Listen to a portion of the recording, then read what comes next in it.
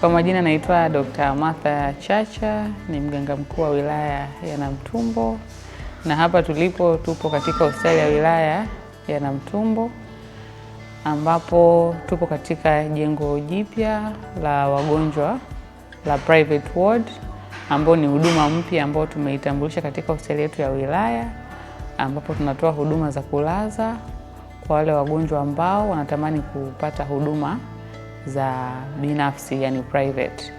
Wodi yetu ni nzuri, ina vyumba ambavyo viko private, wauguzi wapo masaa 24 kwa hudumieni, huduma ni nzuri na rafiki. Kwa hiyo tunawakaribisha wananchi kuweza kujua kuwa tumeanzisha hiyo huduma ya wodi ya private, na itakuwa inapatikana hapa hospitali ya wilaya kwa wananchi wote.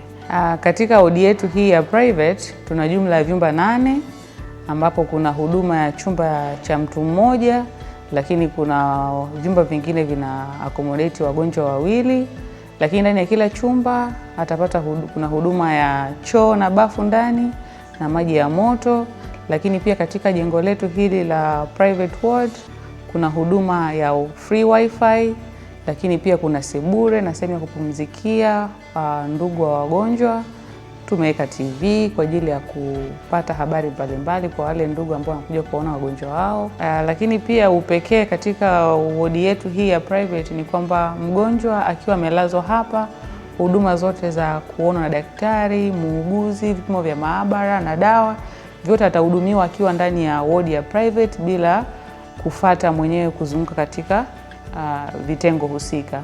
Lakini pia mgonjwa atapata nafasi ya kulala na ndugu yake siku zote ambazo atakuwa amelazwa katika wodi hii ya private. Nipende kumshukuru Rais wa Jamhuri ya Muungano wa Tanzania Dr. Samia Suluhu Hassan, na pia kumshukuru mbunge wa jimbo la Namtumbo Mheshimiwa Zuberi Homera kwa kuendelea kuongeza ufanisi wa upatikanaji wa vifaa tiba, dawa na watumishi katika kuboresha huduma katika ngazi za halmashauri.